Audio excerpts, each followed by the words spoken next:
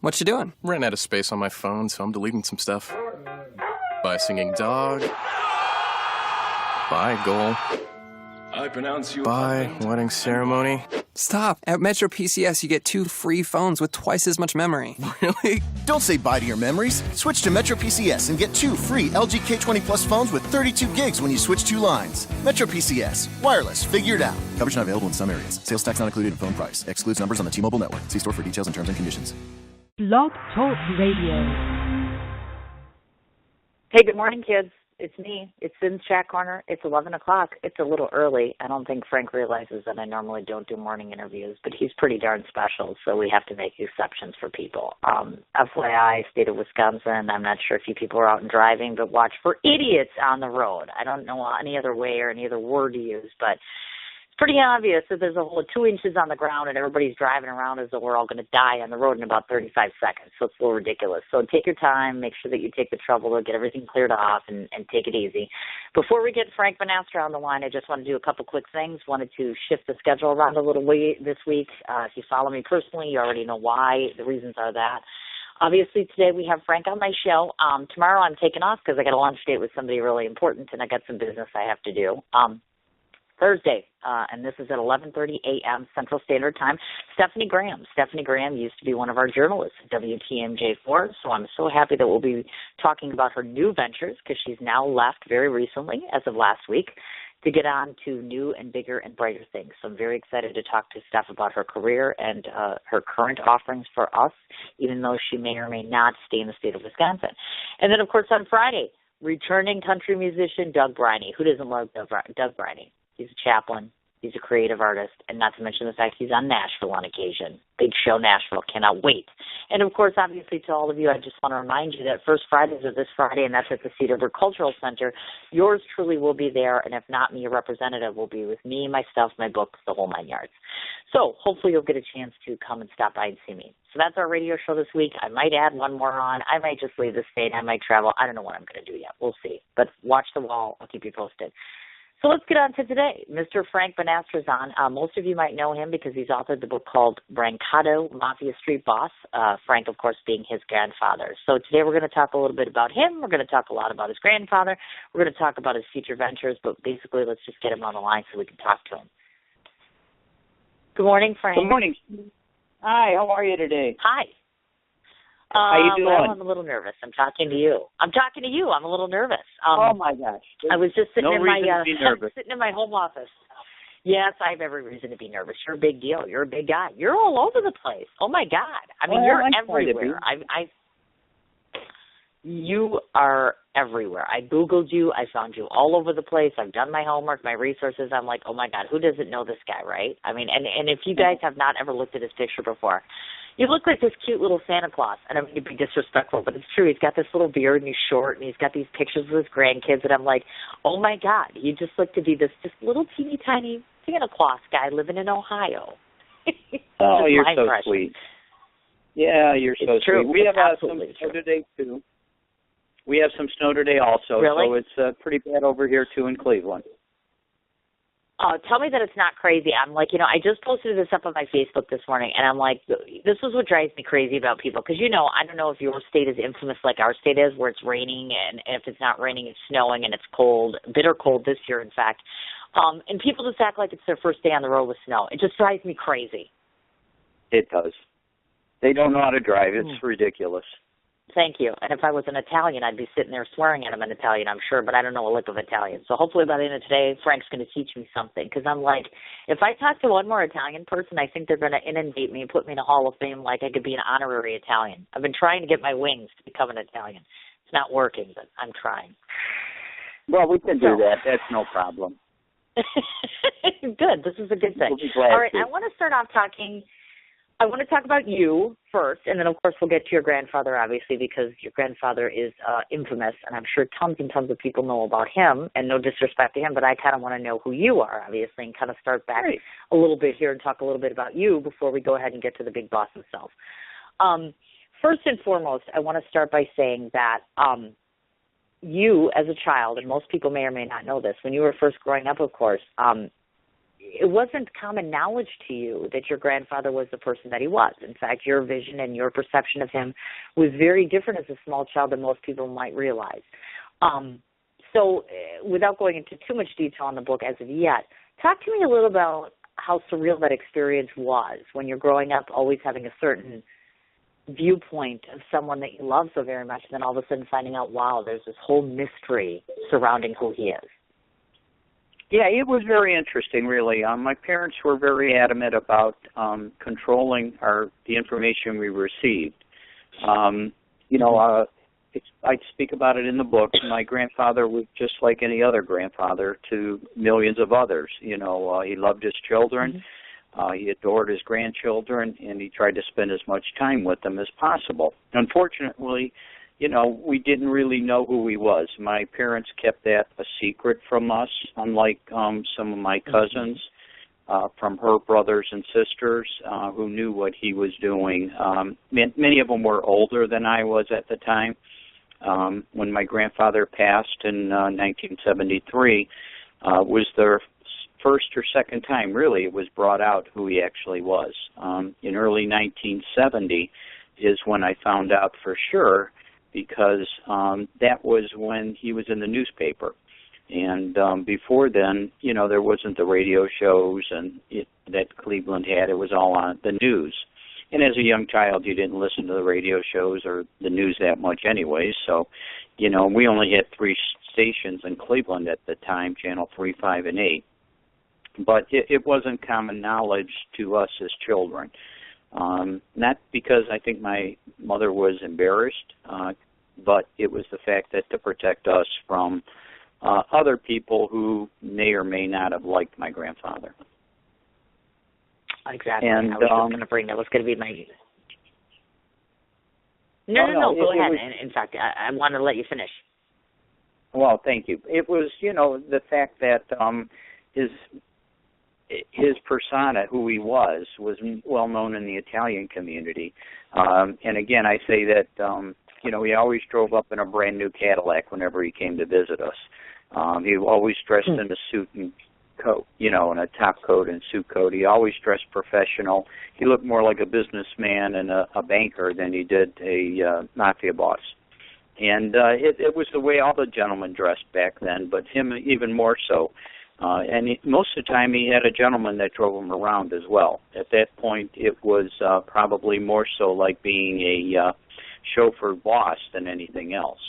And it was very interesting to us. He would always come and visit us, my mother, and then when we got home, he was there. We'd always have a little, hug and a kiss and a pinch on the cheek. And, before he left, we always had a little treat. It was either some of the silver dollars they used in the slot machines at the time, and on a rare occasion we would get a $2 bill.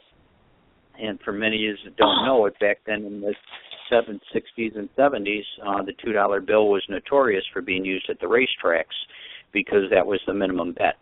And that was why the Treasury Department actually developed the bill, was for the racetracks. And then on a rare occasion, we would get a silver certificate red $5 bill. All the bills were green print at the time. You never saw really a red printed $5 bill. But it was always something special that he gave us, just to kind of say hello and that he loved us. But it was wonderful. Aww. We had great holidays together, and he was just a normal guy, a normal grandfather. It was wonderful. In your eyes. Absolutely. That's in our eyes, in his children's eyes, and even in the community, people continue to respect him. It wasn't like people had a bad taste in their mouth because of certain people that were in organized crime. That wasn't the case. My grandfather, as well as other men in the community, were respected. It was a business, just because you weren't in business with them, you didn't have to worry about it. They were good men. They treated their community with respect, and people treated them with respect. Understandable. And that brings to light I'm sorry? I had a secondary question in reference to that. No, that's okay. I have a secondary question that kind of goes along those lines as far as this. And I'm always curious to ask people about this, and I haven't quite phrased it in a way, let me throw this out to you. Because nowadays we all live in the world of mainstream media, for instance, the Mob Wives of the world, or anytime there is a motion picture done or something relative to television viewing, let's say, and the subject matter is the mafia. So my question to you is, having grown up with and having someone like your grandfather present and seeing, like you're talking about, the cars and the class and the way that they dress, etc., tell me something, in your opinion, how do you feel that mainstream media, television, movies, etc., do you think that they give an accurate portrayal or persona or picture, let's say, into that world? Do you think that your family history, so to speak, is being portrayed properly in media and entertainment? I would have to say sometimes yes and sometimes no. You look at The Sopranos, and that was in the beginning, I thought it was more degrading to Italians because it showed them all, it gave the impression of a lot of men that cheated on their wives or killed people, and just because of it. Back then in my grandfather's era, it was a respectful business to a degree because they all worked well together. In Cleveland, it was the Jewish gangsters as well as the Italians that worked together. But I personally felt in some movies it was respectful, in others it wasn't. You look at the Godfather movies, right. Those were done with a little bit more respect, only because they couldn't use the word mafia either. That was part of the agreement in making the film, that the word mafia was never brought up. And wow. it was part of the Italian community that wanted to keep it out of the movie, and they were successful in negotiation because it's never brought up. You never hear the word mafia. It's always confirmed to as like family or things like that. The Sopranos, I think, was a little bit more graphic, but then again, it got into the drug trafficking, which was controlled earlier on in the 50s and 60s. And I think, like I say, you have Casino, you have, the other Wise Guys type movies, and in many cases, it was all dramatized to get more action, to get more suspense, and it just blew it all out of proportion, I think, just for the audience. So and that's exactly what I was. Go ahead. I'm sorry. No, it was just that's more fine. like. Yeah, it was just more like it was just for the audience. Not everyone was like that. Sure, were there issues, and was there gangland wars between each other? Absolutely. Were there murders at the time? Sure, there was, because it had to do with business. It had to do with people trying to cut into other profits from their businesses. But the bosses realized that, sooner or later it was going to come to an end. And the narcotics industry, which destroyed Cleveland's mafia in the 70s with, for people that may know, the Danny Green murder, which Cleveland became the bomb capital of America for a few years in the late 70s because of the war between Danny Green and the Italian fraction of the mafia at the time. And it was all over narcotics. And the old men knew that narcotics was going to be the downfall, and it actually was in Cleveland and then in other areas, whether it's Chicago or New York or Los Angeles. It became the downfall, and that's where all the additional murders and realm for territorial grounds took over. I see. Now, if we ventured in another direction here, which, I hadn't thought to ask this to Paul, who was on my show last week, or even prior to that, in your opinion, because, once again, you have family history and you have family background, and most of us can't even comprehend, because obviously it's not our lifestyle, it's not our way of living. Of all the things that you've learned, that you've researched, and that you've found out in reference to your family's background, and in particular even with your grandfather's life, would it be a fair assessment to state that that sort of lifestyle is less glamorous or less gratuitous than we might think it is? It was definitely less glamorous in many aspects. But then again, I had one compliment on my book, and it's on Amazon, really. A lady wrote down that she loved it. She knew my grandfather at the time. It was at a bowling alley in Northfield, and she goes, every time he walked in, it was like the Pope came into the bowling alley. People, respected him, and he enjoyed people, sure. and he treated people with respect, or he'd, get people drinks, and he was well liked. Does that happen all the time? Absolutely not. But for the most part, himself and the gentleman that he worked with, they treated their community with respect as well. They loved their heritage. Most of them were Sicilian, but not all. And it brought out a respectful, I think, peace to the community, because they had people that would continue to be thankful that they were around to keep the peace. And they kept the communities quiet and safe. And people didn't have to worry about going to Little Italy and having problems, because in Cleveland, Ohio, Murray Hill is part of what's called the Little Italy, and it was always a peaceful community, majority Italians, and you didn't have to worry about robberies. You didn't have to worry about, being mugged or anything like that. And it was a mutual respect, I believe, by everyone. Sure.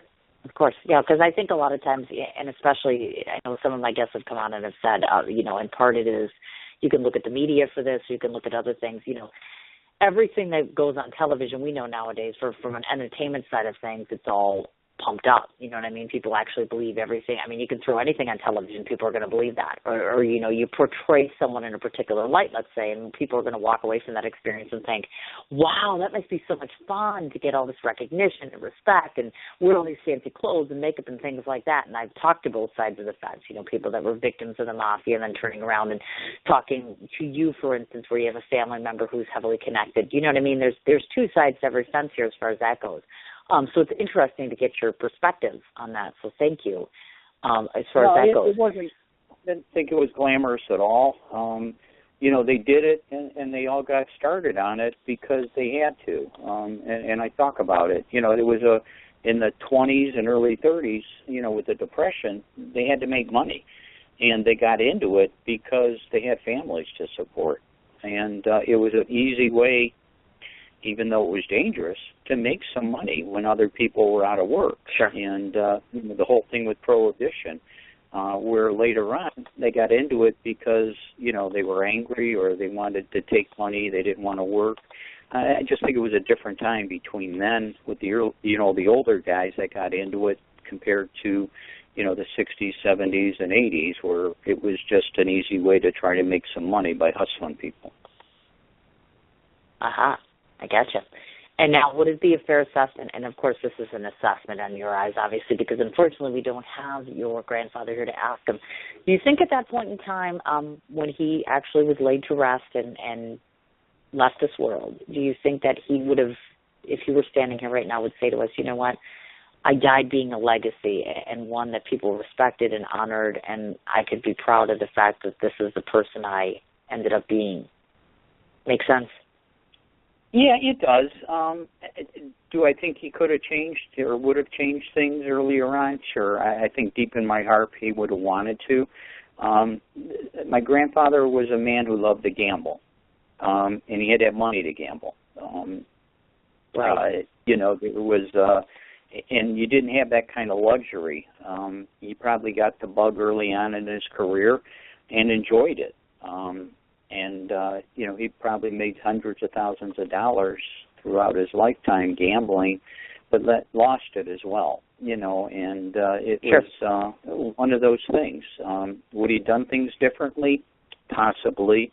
I think the religious part of me says yes, he would have, but on the same token, given the same circumstances, I don't know if he would have. He really didn't have a trade coming from Sicily like other immigrants did, because his parents, there was fishermen for the most part, and his parents had a grocery store, but he didn't have a trade like so many others.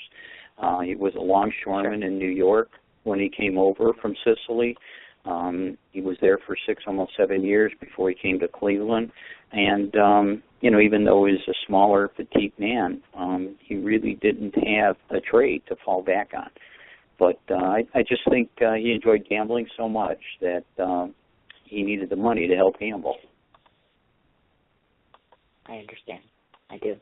Well, and of course, to take that one step further, I guess if I were to ask you, and obviously, of course, it stands to reason that, we can see your reflections in the book you've written about him. So I just wanted to ask you at this point in time in your life, when you look back at the memories of your grandfather, would you say to yourself and to others, and I'm proud of the person that my grandfather was, activity or otherwise, because you see him in a very different light than we do, obviously. You have a genetic connection to him. You have memories that we do not. Would you say to yourself, I'm very proud that this man was my grandfather? Yes, I do. And that was asked me one of my last presentations I made. And in all honesty, I am very proud of who he was.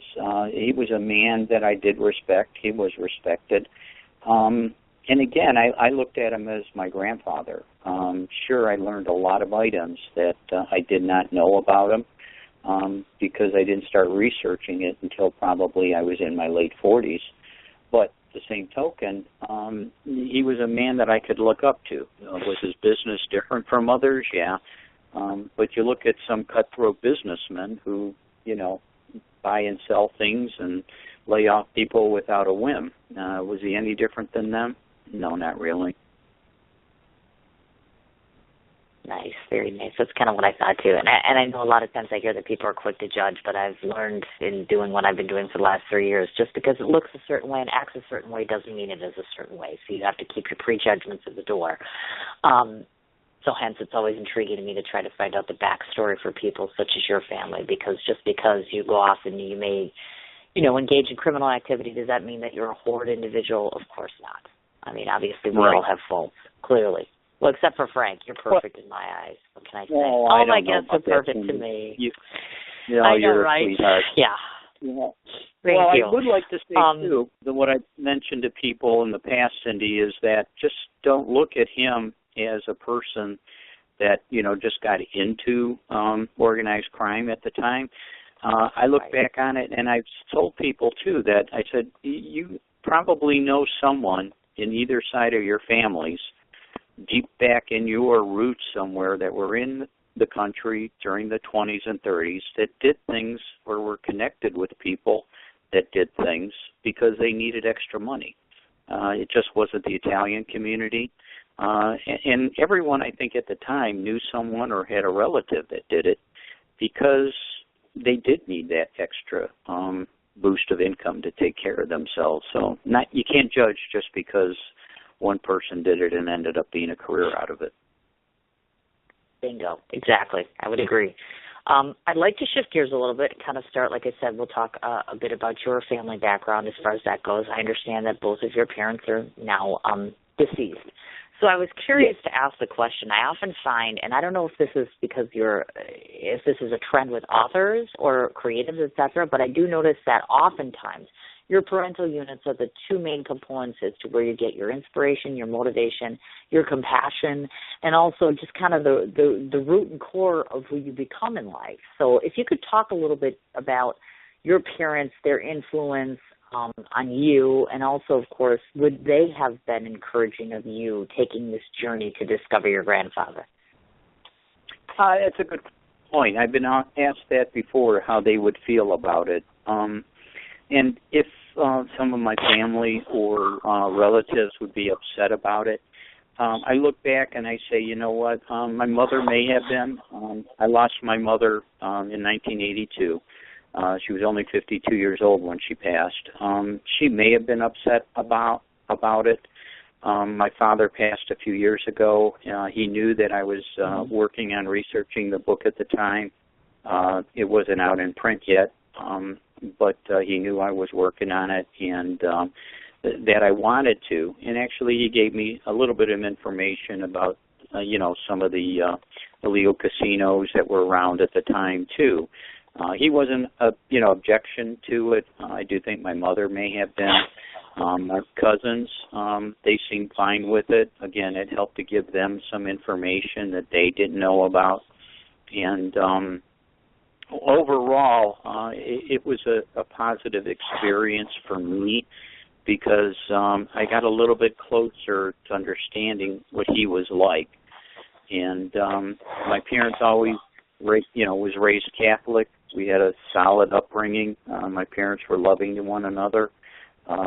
My siblings and I, we always got along. There was no real turmoil in our lives. It was very peaceful. But yet I didn't know what was going on with everything else and, with my grandfather.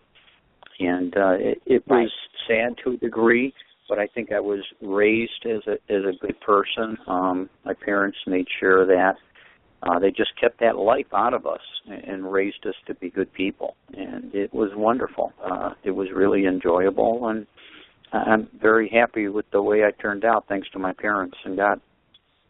Wonderful, absolutely wonderful. Yeah, like I said, a lot of times people don't realize what an impact your family can have on you, period, in general, in terms of the life direction you take and who you develop into as a person. So I think that all three of them, your grandfather and your parents, are kind of up above looking down at you and saying, goodness, we're so proud of the person that he's become, not only in just your literary works, but as a gentleman and as a person.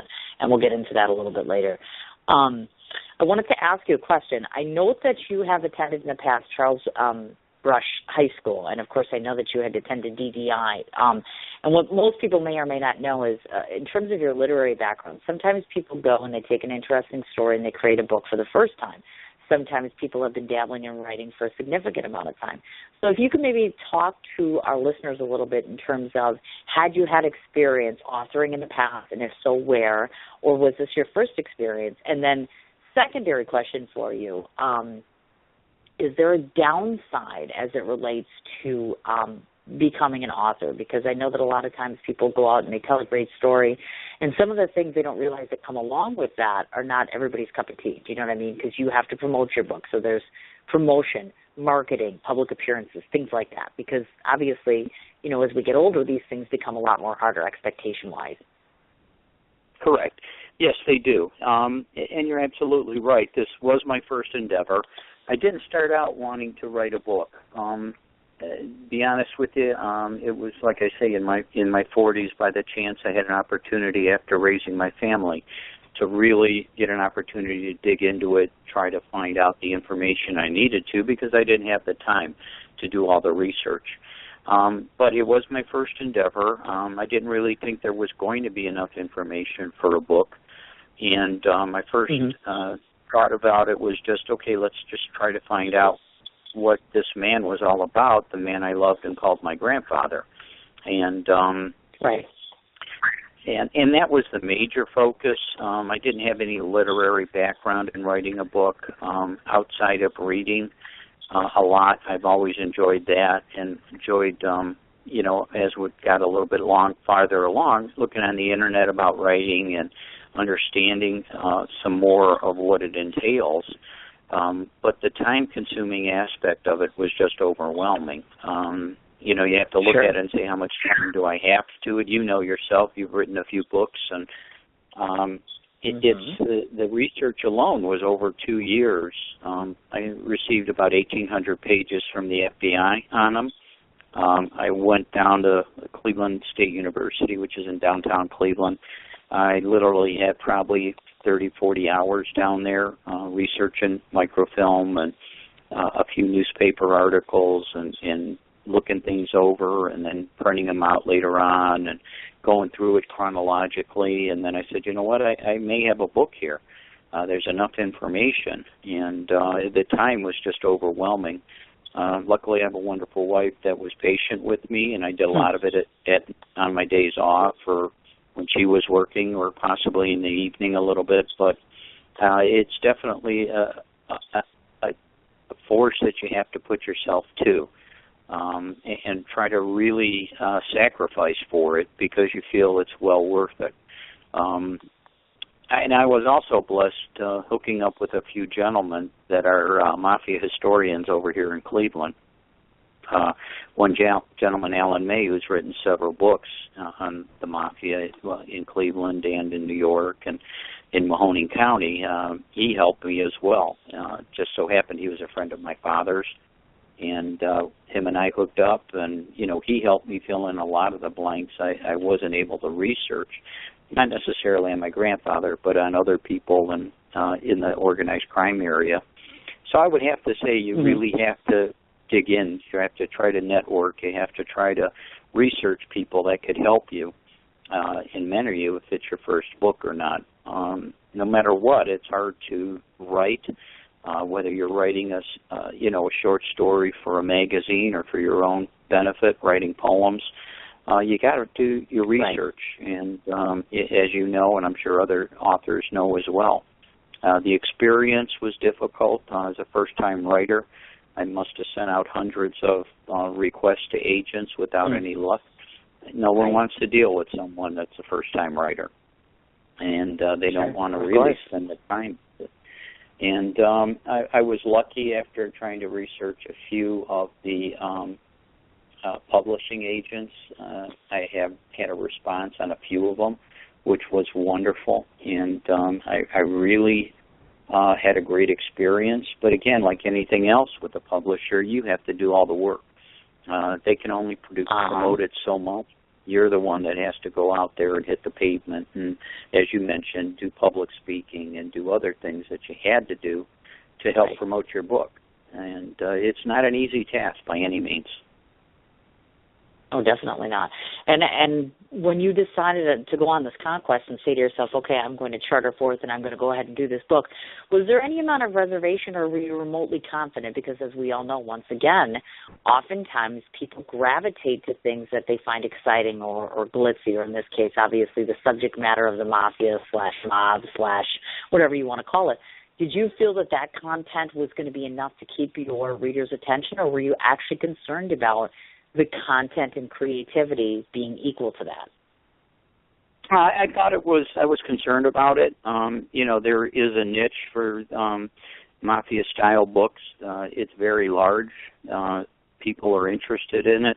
I really wasn't on Facebook at the time because I didn't feel I had a need to, and my publisher said, yeah, I have to, because it's a one way of promoting the book. And it's amazing on how many people are interested in mafia stories, and whether it was from The Godfather to Casino to the gangster movies that have been on TV.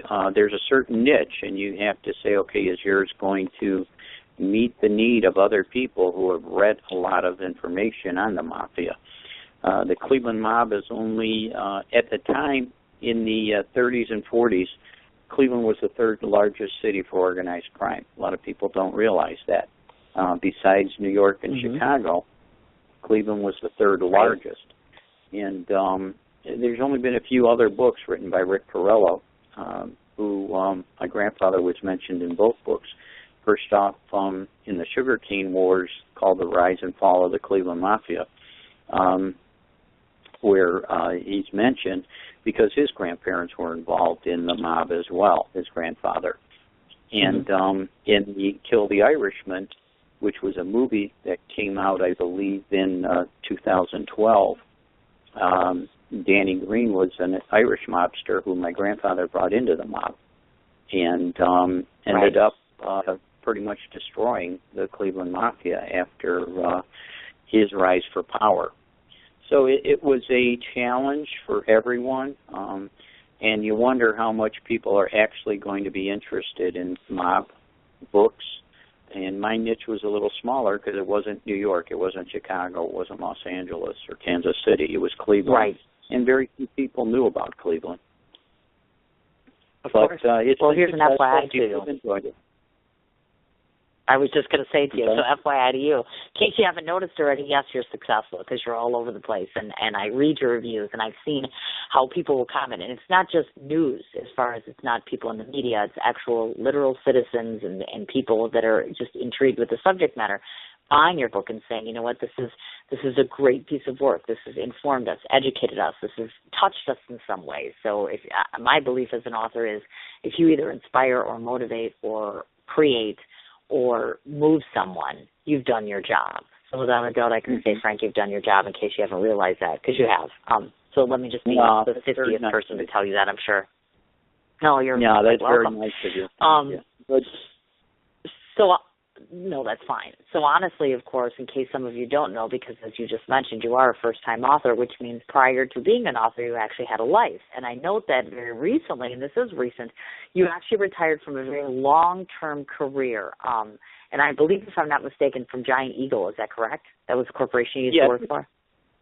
Yes, it is. It's maybe a major brokerage. I'm sorry? Okay.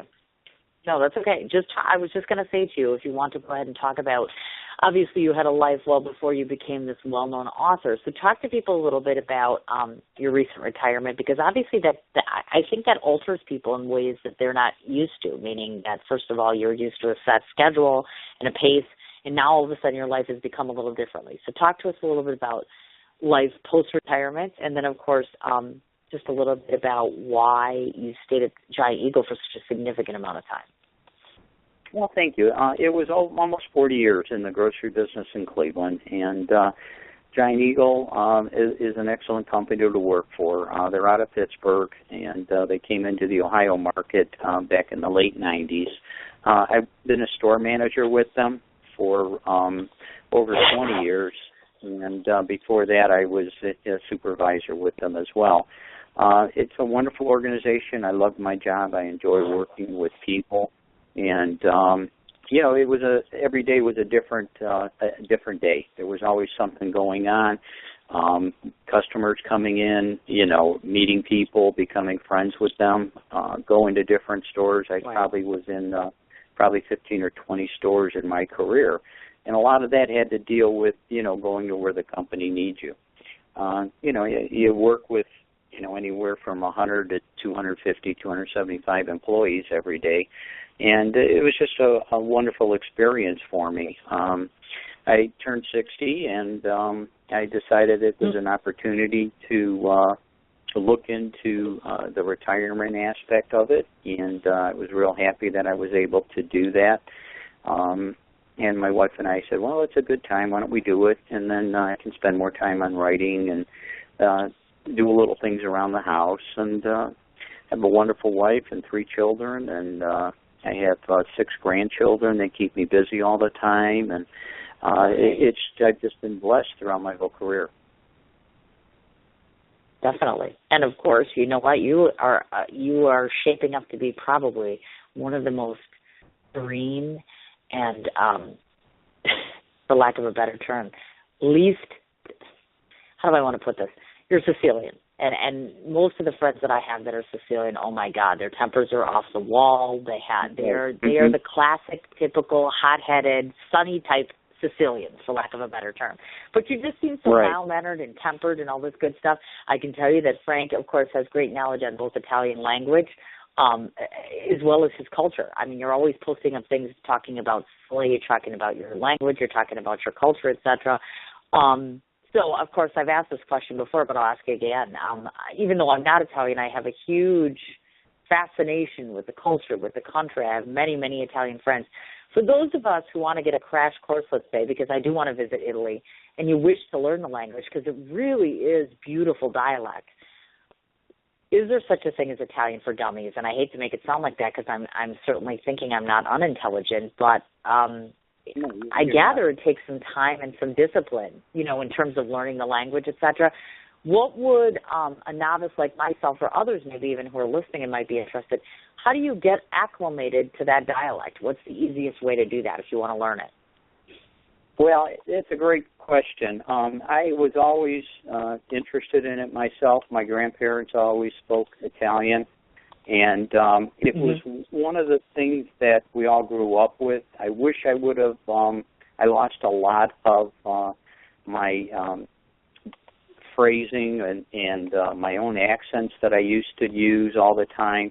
But it was a wonderful, wonderful experience speaking that language. I wanted to always take Italian courses at high school, and many of the high schools and community colleges offer those. to learn more about the Italian language. And you have to, I believe, research your culture, whether it's Italian, Irish, and most all of us are proud of who we are because of our heritage. And you just have to continue to promote it and learn more about it.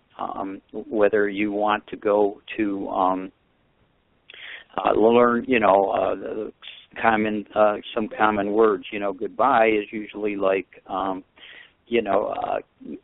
grazie, and ciao is hello and goodbye, and thank you is prego, and there's a lot of normal everyday words, but there's also so many other words, and the Italian dialect's different than the English, the Sicilian dialect, and it was just wonderful. I wish I could speak more of it and learn how to speak it better than I do. Unfortunately, I'm not as adequate as other people are.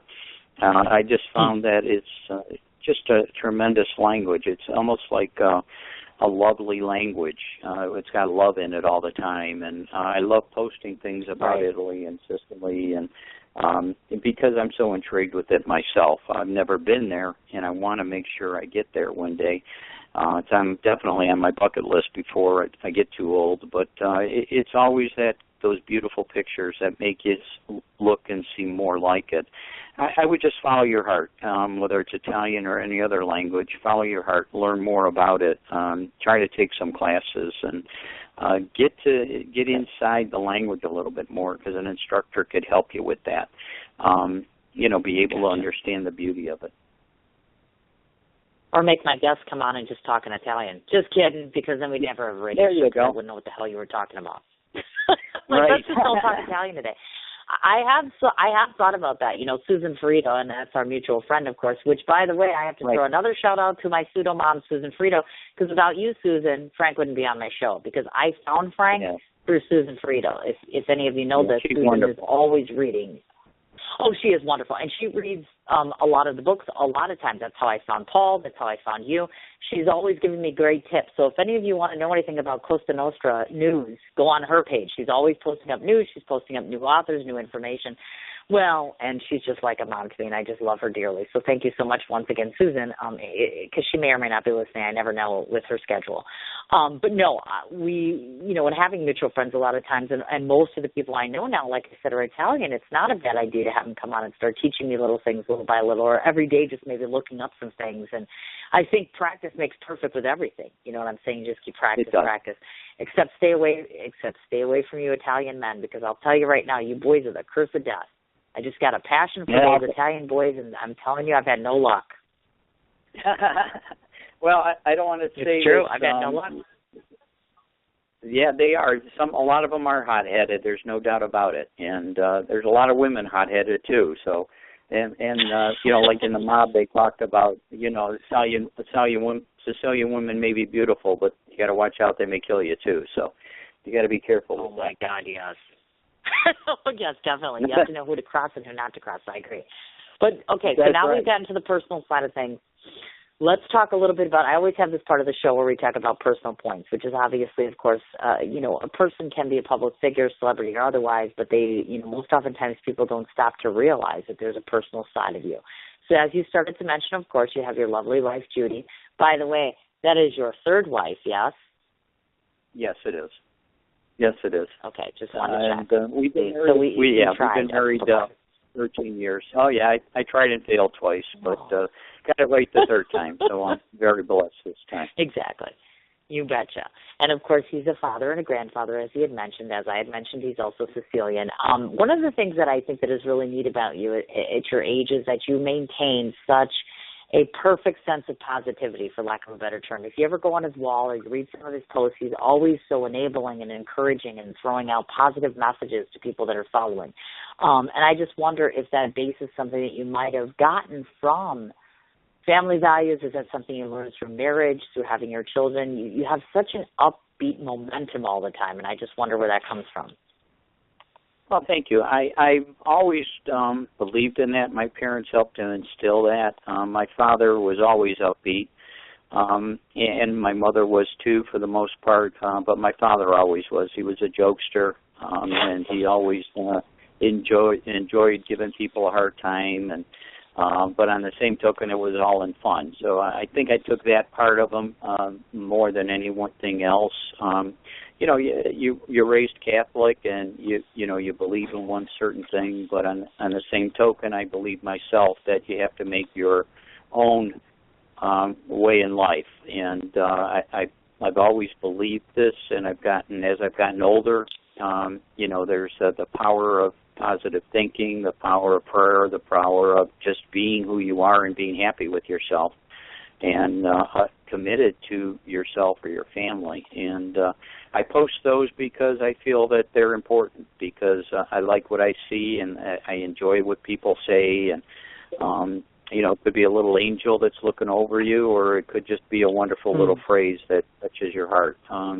That's the way you have to be, and that helps give you the strength you need, because we all need that from time to time. And I've been blessed with, raising that from my parents and my family, and I'm just in a very happy place, and I want other people to be as well. Oh, that's a signature sign to me. I'm always very enamored with the people that come on my show that really have a good sense of themselves, but also have a greater purpose. And you seem to have a greater purpose, not just with your book, but with yourself inwardly. And that means a great deal to me, as it does many others. It's a sign of great character, just so that you know, as if you didn't know that already. But just throwing it out. You're a sweetheart. It's true. On the personal side of things, once again, just to name a few things that I've noticed that you like, which I'm also a mutual fan of. Music-wise, of course, we have the likes of the Italians or crooners, meaning Harry Connick, Louis Prima, Paul Anka. Interesting fact I noticed off your page, and I didn't know that this was true, and I'm going to ask you to confirm this. Dean Martin is originally from Ohio. Is that correct? I'm sorry, who? Dean Martin, you had a post that was up on your page, and I would swear that it notated that you stated that Dean Martin is originally from where you are, which is, of course, Ohio, because you're living, in Ohio at the present time. Is that true? Because I didn't know that. Yes, he's from Steubenville, Ohio, which is south of Akron and that. Oh, you've heard that, haven't you? It's always been mentioned. No, because I absolutely love Dean Martin. Like, of all the crooners, he's like my number one favorite guy. Well, next to Frank Sinatra, of course. They kind of go hand in hand, and I'm like, oh my God, seriously, Dean Martin, Ohio? I'm like, you thought, first of all, it's Dean Martin, so I'm like, oh, he's got to be from New York or Jersey or one of those, Dago areas, for lack of a better term. And I'm like, Ohio, really? I didn't know that. Mm-hmm. I knew Hoboken was Frank Sinatra. But I'm like, okay, so I learned a little new thing there. So we all know Dean Martin apparently is from Steubenville, Ohio. Boy, that's exciting. Yeah. But no, I didn't know that, so thank you. Mm-hmm. Well, I'm not sure. I love the old-time guys. They're just great. I say, the Rat Pack, you get everyone else in between. I think it's just, they just give you that wonderful, peaceful sound that so many people need today. It really does. Definitely. And I'm not sure if I told you this, but, you talk about the old guys, and my parents got married in 1950. And I'm not sure if I mentioned this to you or not, but they got married in September 1950, and their band was actually Louis Prima's band at the time. And there's a picture on my website of a bandstand stage, and that's Louis Prima's band. And my parents had almost 2,000 people at their wedding, and it was just a wonderful affair that everybody enjoyed. Oh, how nice. Look at that. Could you imagine that many people at a wedding? Oh, my God. I can't even get enough people like that to listen to my show, let alone watch me get married, which may or may not ever happen at this rate if I keep dating Italians. But that's a whole other story. What can I say? It is, isn't it? I also want to I know it's amazing to me how, and this must be Italian culture too, and forgive me if I'm wrong, but it just seems as though I've been to Italian weddings before, and it is all about that sense of family and customs and rituals that you're used to, because being at an Italian wedding is different than any other I've ever been to. I mean, am I wrong? I mean, it's just a whole different way of living. I've always enjoyed it. I think it's wonderful, not just because I'm Italian. I just think that they have a different way of partying and a different way of always getting everyone involved. And, the families are all close. My cousins and I were all close. We still get together. And I think it started in our early childhood as well. My parents, my dad's family, we'd all get together at his mother and father's house for the holidays. And, just like any other nationality, the women would cook, and my grandmother would make homemade raviolis or gavadels or whatever. And there was 50 or 60 of us, and it just kept growing, where everyone went there. And, the boyfriends and girlfriends came later on, and it was just a great time. And those are unfortunately long gone nowadays, I think, to where people don't do that anymore. They don't always get together, whether it was, on a holiday or just on a Sunday, and say, okay, let's get together at Aunt Greta's house and let's have pasta. And people don't do that anymore. We're all too busy, and I think that's lost a lot of our family values. But that's me particular. And I would have to agree with that. And like I said, that's why I think I appreciate that culture so much. It's just another one of those things. It's all about the love. It's all about family. All about the wine, and I'm a huge wine fan. I was just going to say, I just, as you know, just was privy to go meet Big Ange, obviously, and I got to taste some of her wine. So I was curious about just wine preferences, because unlike your Italian, you must drink wine. I know, heaven forbid, I assume that, but... No, it's true. I love it. I love it. I knew it. I love a good Italian wine, whether it's a Chianti or, some of the other white wines, the Paisano wines. They're all great. Right. My dad's father had a wine press that, as a kid, we used to do that. We used to go downstairs in his basement, help him crush some grapes, and he had a big vat, and it was just a wonderful time growing up, helping him make wine. And, just like anyone else, after you make 55 gallons, the drum's full, you bottle it, and you start giving it away to all your friends. And that's what it was all about. And, you grew up doing that, and that's where I think you get a lot of your sense of community and your sense of helping people by just giving them something small like that. Exactly. And, small goes a long way. I've always said that. It's always little teeny tiny things all the time. So I agree wholeheartedly. I have another thing on the personal side of things here that I wanted to mention. You have a birthday that's very close to Al Pacino, and I thought that was really, really neat. I'm like, look at that. They must be similar in some ways because their birthdays are close together. So, are you, super related to Al Pacino or something? Because I'm in love with him in my head. He's my boyfriend in my head. I didn't know that was his birthday. My birthday's in May. I didn't know his was as well. I know, right? It's amazing, isn't it? And I'm just like, oh, my God, he is so close to greatness, he doesn't even know it. Well, I'm sure you know it because it's like, you know what, you can't have Italian culture without Al Pacino, right? And I want to tip this off to you. I don't know if you know this or not, because you probably know everything as it relates to these guys. But Al Pacino's actually conducting, and it's in this month, as a matter of fact, later this month on the 28th, he's going to be in Atlantic City. He's actually having an open forum. It's like $75. You go in there, and you actually can sit down and, do a question and answer with him. He'll do a chit-chat, talk about his career and whatever, and you can ask him questions and all that for $75. Wow, that's interesting. Yeah, I did see a part of that. I know, right? I wasn't aware of it. That's just crazy. I mean, and again, it's just one of those things that he wants to give back, I think, and part of it has to be with the fact that, he loves the community, and he's such right. He seems so honest and real that he wants to do that only because he wants to give back to the community and people want to know about him. I just think that's phenomenal. And but that ought to be great. You can't. Well, definitely, and I consider the idea of going there and doing this, but I would be like, the only real reason is either ask him for a date and an interview or both. And I think I probably would open my mouth and be like, how do you talk to, really, how do you speak to him? I know he's just a man, but it's like, honestly, he is a living legend in the theater industry. And I don't mean just film. People don't realize he's done tons and tons of theater, amongst other things. Exactly. He is just a part, he is a talented. Staple in Italian world, definitely. And even as he grows older, too, he's just, I could go on and on. I got to get him on my show. That's all I'm going to say. So, now we're going to switch gears, of course, saving the best for last. We're going to talk about the book, of course. To any of you that might be listening in for the first time or have never heard of Frank before, the book that he has scripted is called Brancato, and it's Mafia Street Boss.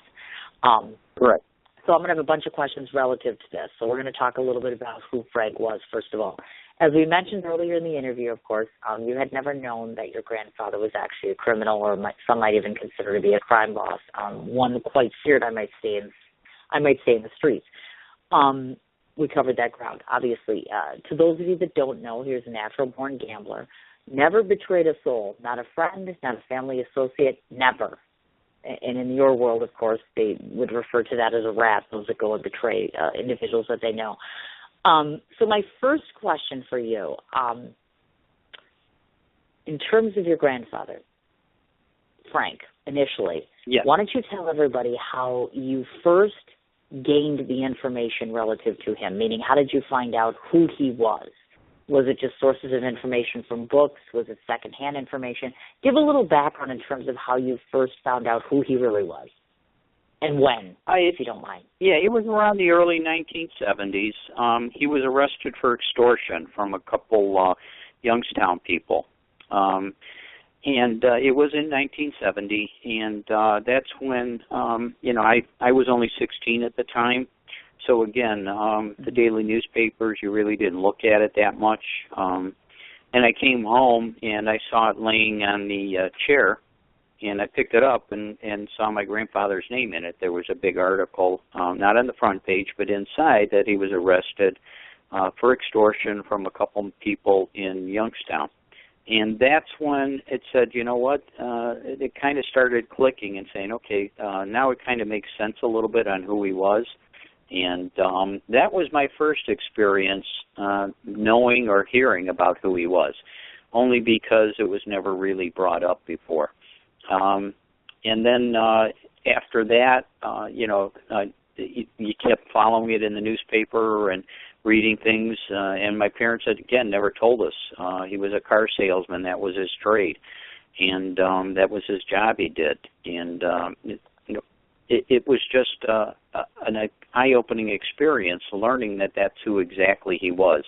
At first, I think I was, as a young kid, probably, elated to find out, oh, my God, look at all this power he's always had that I didn't know about. And on the second tone, it was more about, well, gee, I wonder how he got into it, and, maybe not as thrilling as it seems like it should be.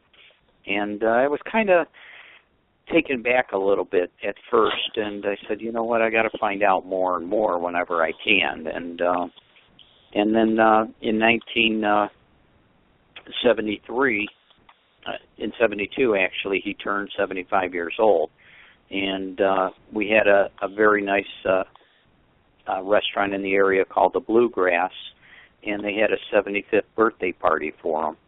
And it was just a wonderful experience. There were a lot of the other mob guys there. All his children and grandchildren were involved, and that was another episode where I saw the power and the strength that he had because of all these other people that I've seen their pictures in the paper with. Mob people from Cleveland, John Scalish, John DeMarco, Shonda Burns, other people like that who were all in the mob together. And then when my grandfather got a plaque as the Man of the Year from an Italian community that recognized him for the Man of the Year, and the singer for the entertainment was Frank Sinatra Jr. Oh, my God. I would have loved that. Love. How awesome is that? That's amazing. Exactly. And, how many people could get him in to sing, at a birthday party, So that kind of put the icing on the cake for the most part and said, oh, my God, he's really got connections. I understand completely. Now, coming from this background, I guess I wanted to ask you, because, of course, like I mentioned, your grandfather was a consummate believer in loyalty, meaning loyalty to his friends, people he worked for, people he worked with. Has that kind of been instilled in you, meaning have you taken any of his values or beliefs and instilled them into your own life now? Oh, absolutely. I believe honesty is the most important thing.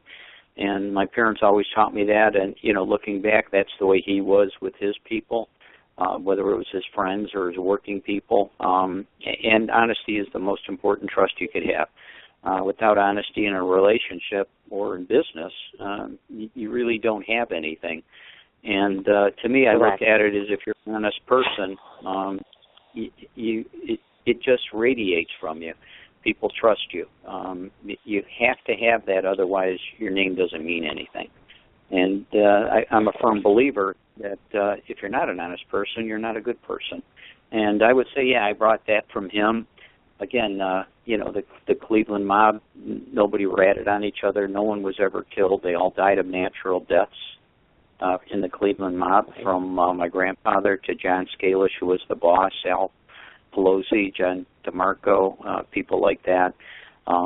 Unfortunately, the murders happened later on, and after these gentlemen were all gone.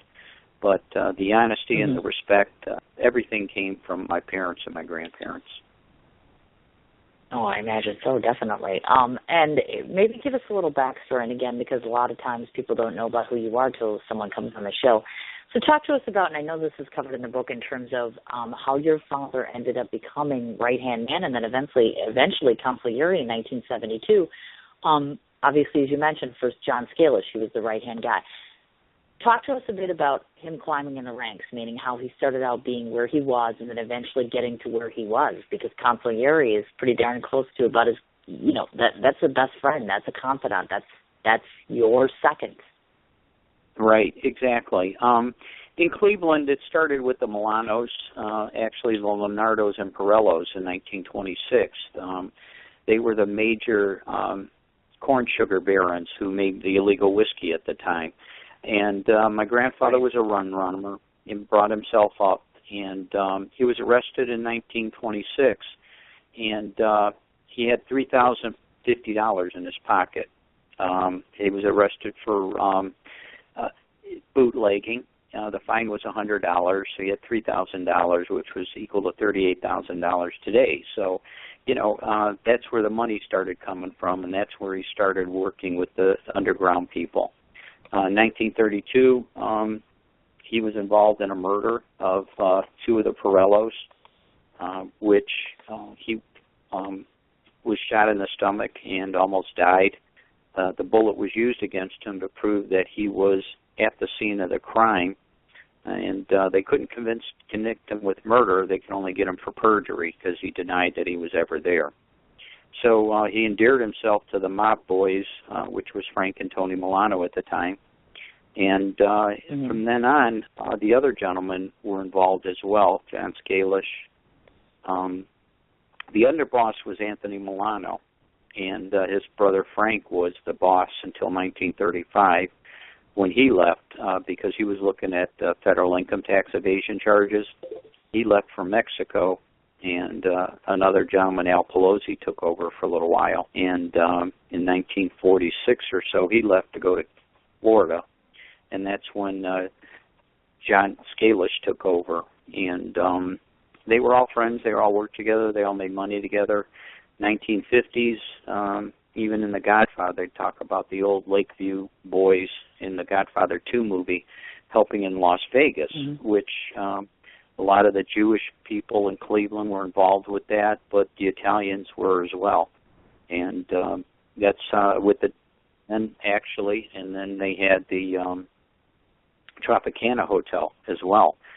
And, he was connected with those and gambling, and that's what he did. A lot of his forte was gambling and controlling and working in all the illegal gambling casinos, the speakeasies at the time. In the 1940s, there were a ton of different gambling halls in Cleveland, from the old Mounts Club to the Aero Club in Solon, Pettibone Club. And my grandfather worked with a lot of the Jewish men, too, which overseed that for the Italian community and, the Italian mafia. So he was their go-between man for many years. And 1951, with the Cavalcade hearings, Cleveland was another one of the 13 or 14 cities designated for the hearings. My grandfather was subpoenaed to many other men. And although he didn't testify, he was brought up that he had to bring his records in from, work records and things like that. So he was looked at as part of the community. And then 1957, you had the Appalachian meeting. My grandfather wasn't there. There was a funeral he had to attend, but John Scalish was there, and that was one of the first times anyone knew who the actual mob boss was in Cleveland, because he was arrested with John DeMarco, with the other 60 or so other mobsters that were there at the time. And just going back a couple of years, 1955, after my grandmother passed, my grandfather was kidnapped by the Internal Immigration Department.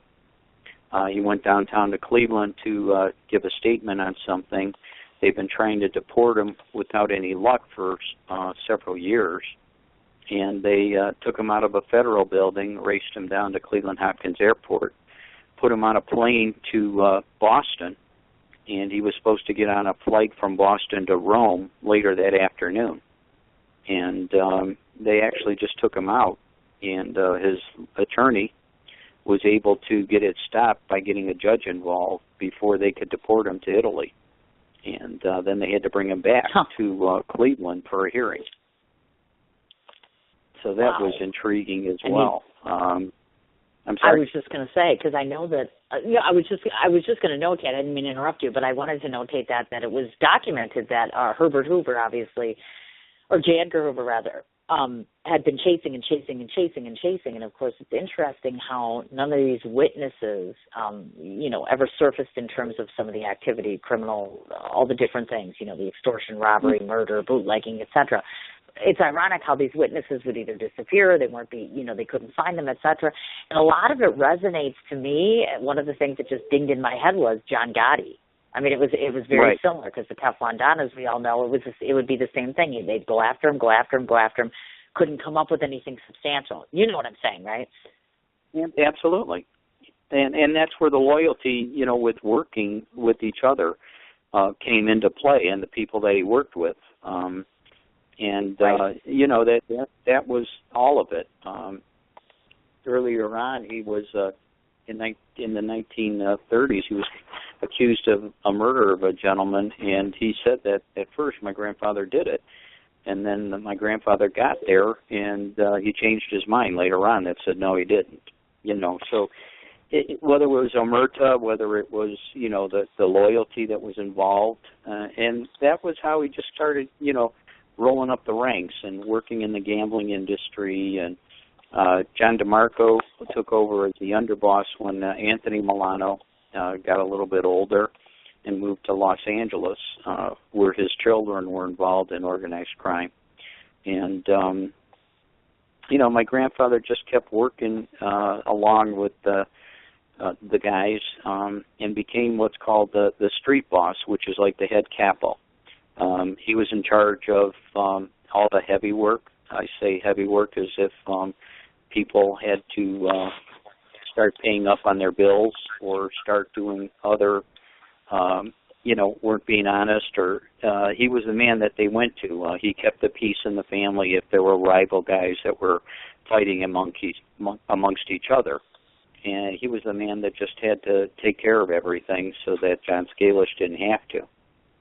And it was just, he got into the waste hauling industry, and that's where Danny Green was brought into later on, too.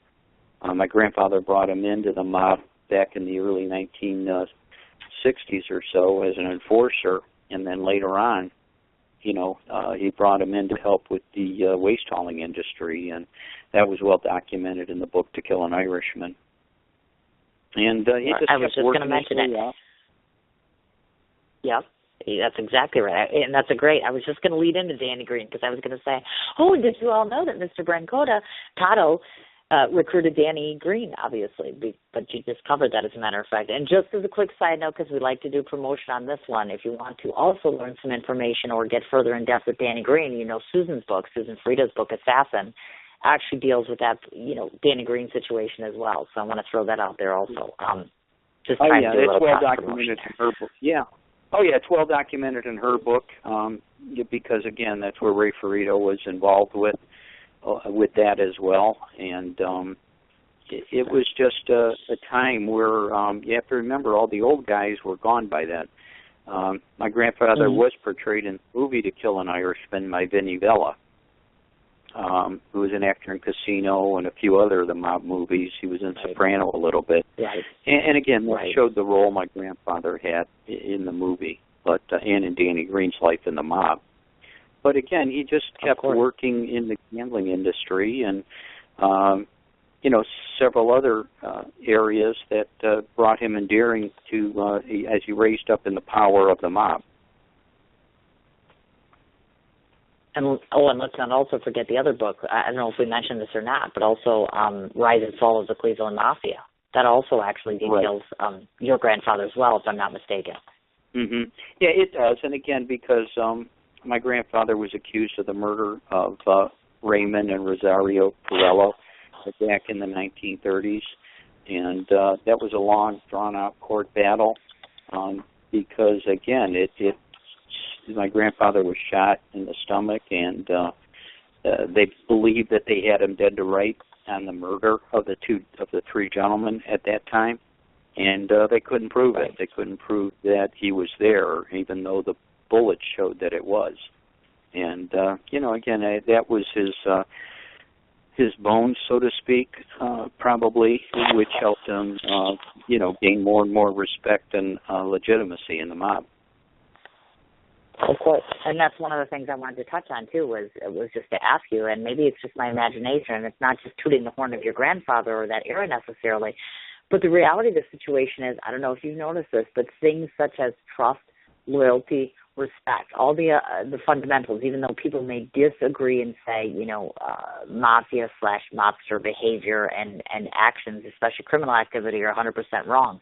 And I'm not advocating that behavior, but yet by the same token, they had their morals and their principles, whereas nowadays, wouldn't you agree necessarily, the spectrum has now changed. There isn't really a sense of loyalty or obligation or respect between gangsters, so to speak. No, there isn't. You're absolutely right. And there isn't because they don't have the same, like you said, loyalties. The old mob guys from Sicily, they had that. They brought it over here to America with them, and it had to deal with, similar to the Ten Commandments from God, they had their own type of Ten Commandments. To become a made man, you had to be a man of honor. And that doesn't mean necessarily that you had to kill someone, but you were a good person. In the eyes of the organized crime world, you had to have good moral values. You had to be a person that respected the family. At the time, years ago, you had to be Sicilian at birth to become in the mob. That later changed as well. You had to have a good loyalty, and again, that's where the immortal comes in. You had to respect your wife and your children. You didn't argue with the boss. That's all those things that make up a strong business atmosphere, and good people was part of the rules. You had to respect the chain of command, and you had to, be there when you're needed. And, there was good parts and bad parts, but, Sunday they even wanted people to be with their families on Sunday unless if something happened. So, again, it all had to deal with being the right person. And again, it was put in their bylaws, so to speak, for the most part. You bet. And I think a lot of that is just, unfortunately, like I said, the spectrum has all changed, and that's exactly why I love hosting people like yourself, because a lot of that old, way long ago history and stories and how things used to be, there is still a sense of family and honor and loyalty, and some of that gets lost. And so I'm hoping if we've done our job today, people realize that that's still out there and it's still being kept alive by the works and the writings of individuals such as yourself. So I have one more question for you before we do the business side of things here. If I were to ask you to let listeners know what you feel distinguishes your detailed account of your grandfather. Why? Because now in the advent of 50,000 mobster books a year, and I know it's a bit of an exaggeration, but there's just tons of them that come out left, right, and sideways. What makes yours so specialized in being special, for lack of a better term? Why should someone purchase your book? Why should they take the time to learn about your family? Well, thank you. I think it has to deal with a difference.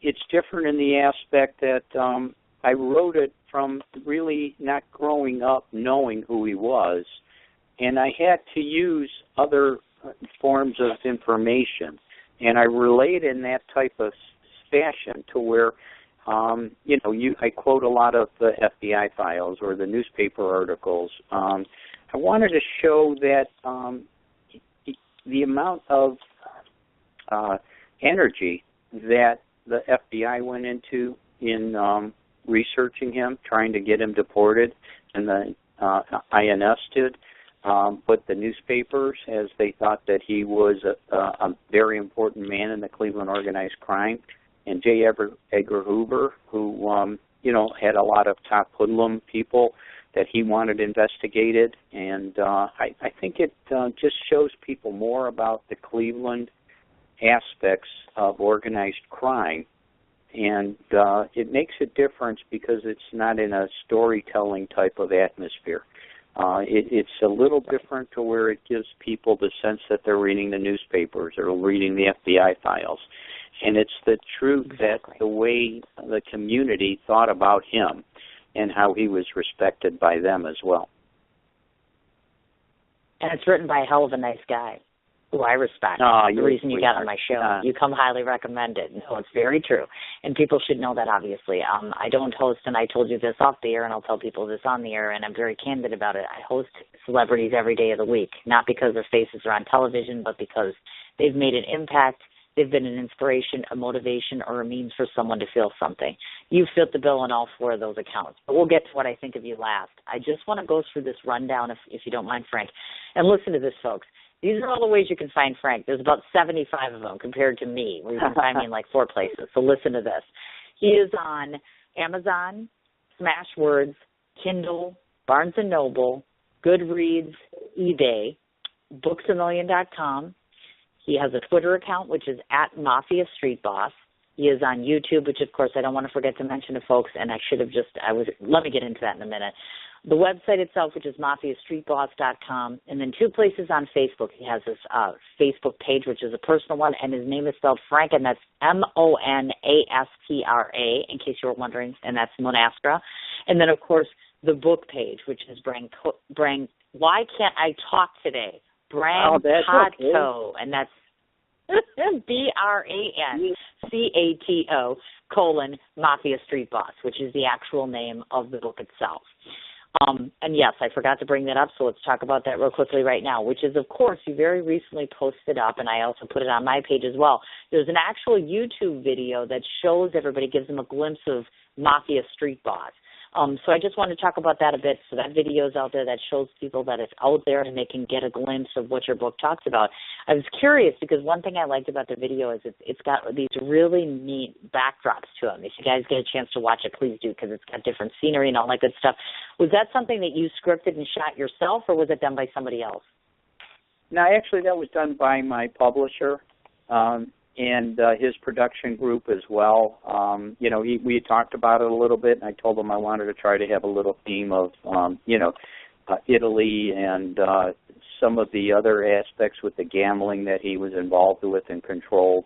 And it was all my publishers doing. I can't take any credit for that, but we did have some insight. We did talk about it a little bit. And it was great that we were able to get that together and doing it in that type of fashion. But I was thrilled with the way that came out.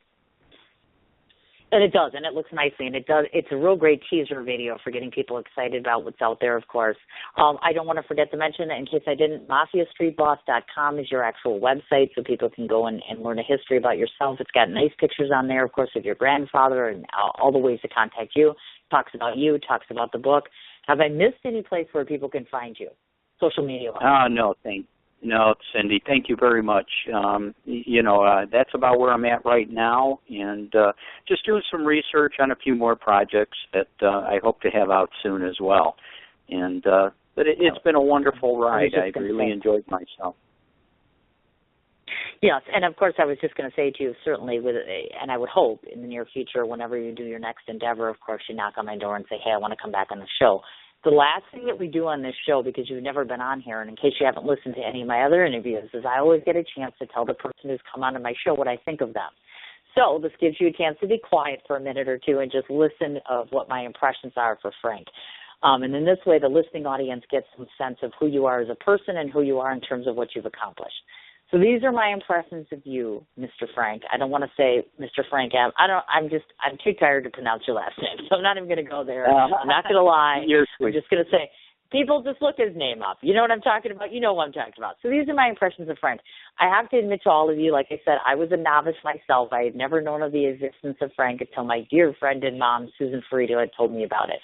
One of the first and most lasting impressions that I'll always be left with Frank, whether I ever talk to him again or not, which I hope I will, is he has two characteristics that I've admired, especially in an older gentleman. He is modest, and he has such a soft-spoken demeanor about him. The first time I talked to him on Facebook, then in his emails, and then when I had a chance to personally chit-chat with him on the phone, he was so very kind and so very tender and so very unlike what you would anticipate a relative of a well-known gangster to be. You would think he would have attitude and he'd have some sort of gumption about him. And to be honest with you, he's very mild-mannered. He's very sweet. He's very professional.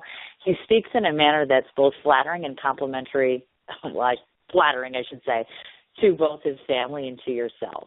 His love and respect and adoration for his family member comes across so eloquently, both in his writing as well as in his words to me and to others. From what I'm told, despite the fact I've never been able to do a public appearance or see him in person, I've been told that he does a tremendous job of representing himself and representing his role, both in his own community as well as his grandfather's role in society.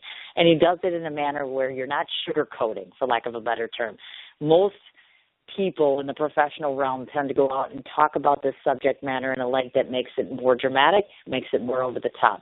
You keep it real, you keep it honest, and you keep it close to vest. And for that, you should be appreciated and thanked for, because we get a real glimpse into what life must have been like growing up in that world. I find your work to be fascinating. I find you to be fascinating. You are very, very sweet to talk to. I hope that I've shown the world that you are a great man with great things to offer.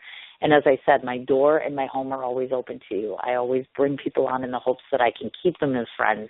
And I do hope in the future that you will keep in touch. And hopefully, if my journey finds me in Ohio, I would love to meet you face-to-face. I would love that as well. Thank you so much for those very kind words. It was very beautiful of you, and I really appreciate that. That was very nice of you. Very nice indeed. I loved being on your show today. I loved it. You're just a wonderful host, and you make everyone relax, and it was just fantastic having you, speaking with you. Oh, my goodness, I'm so blushing. I'm blushing. Thank you. I appreciate that, definitely. Your beautiful words were well. I hope that it makes your day, and I hope that everybody else listened to what I had to say. And more importantly, certainly, we always encourage everybody who comes on my show, please, please, please, everybody, go out and buy a copy of The Mafia Street Boss. You won't be disappointed. It's in every possible form I listed. I mean, you can get it electronically, you can get it in person, you can go see Frank and get him to sign it, beg him to sign it, autograph it. I'm sure he'd love to absolutely autograph it. And like I said, Frank, as soon as you have a new project on board, or even if you want to come back a year later and say, hey, holler at me, and we'll just talk Italian. And by then, hopefully, I'll talk your dialect. So we'll just talk Italian for half the show. Yay! That a girl. Yay! I love it. Yay. Love being with you today. Thank you so much. Not a problem, my dear. I'll let you go back to your day, and I'll wrap up here, and I look forward to talking to you again. Thank you so much. God bless. All right, dear. Take care. Bye-bye. You too. Bye. Kids, was he not amazing? Again, the name of the gentleman is Frank Monastra. His book is entitled Brancato, Mafia Street Boss. All the ways to find him, again, he's on Amazon, Smashwords, Kindle, Barnes & Noble, Goodreads, eBay, booksamillion.com. He has his teaser video on YouTube, which you can go ahead and check out. You can also look on his page for that, as well as my personal page, which is listed there. The website, again, is MafiaStreetBoss.com. His Twitter handle is @MafiaStreetBoss. And, of course, Facebook, he has his personal page. Again, it's Frank, spelling of last name, Monastra, and Brancato, which is Brancato, Mafia Street Boss. Again, the name of the book. Please do your best to try to support his endeavors. I thank Frank so very much for coming on once again, Susan, for the 50th time in this interview. I love you. Thank you so much for bringing another guest onto my show. Thank you so much for bringing to light this new and interesting book that I got a chance to go ahead and take a look at. Hopefully, with any luck at all, I'm going to have Mr. Gary Jenkins on the show next week, and he, of course, is involved with Gangland Wire, which is, of course, part of our Mafia Month. Please be sure to tune in on Thursday, and that's going to be 11:30 Central Standard Time, as I mentioned. Previous reporter, and, of course, I myself was on the opposite side in that Stephanie had actually hosted me on WTMJ4 about a year or two ago. So now I get to turn the tables on her and get to interview her on my show. 11:30 Central Standard Time, that's on Sin's Chat Corner. Join us then. And, of course, Friday, as I mentioned, 1 o'clock Central Standard Time, returning guest, and that's Canadian. Where in the hell am I today? Country music artist Doug Briney Jr., and officially in the last year now part of the hit series Nashville. So please join us for the next 2 shows this week. Y'all stay safe, as I mentioned in the beginning of the program. Stay out of the accident zone, so to speak, and I'll talk to you on Thursday. What you doing? Ran out of space on my phone, so I'm deleting some stuff. By singing dog. By goal. I pronounce you. By wedding ceremony. Stop. At Metro PCS, you get 2 free phones with twice as much memory. Really? Don't say bye to your memories. Switch to Metro PCS and get 2 free LG K20 Plus phones with 32 gigs when you switch 2 lines. Metro PCS. Wireless. Figured out. Coverage not available in some areas. Sales tax not included in phone price. Excludes numbers on the T-Mobile network. See store for details and terms and conditions. What you doing? Ran out of space on my phone, so I'm deleting some stuff. By singing dog. By goal. I pronounce you. By wedding ceremony. Stop. At Metro PCS, you get 2 free phones with twice as much memory. Really? Don't say bye to your memories. Switch to Metro PCS and get 2 free LG K20 Plus phones with 32 gigs when you switch 2 lines. Metro PCS. Wireless. Figured out. Coverage not available in some areas. Sales tax not included in phone price. Excludes numbers on the T-Mobile network. See store for details and terms and conditions.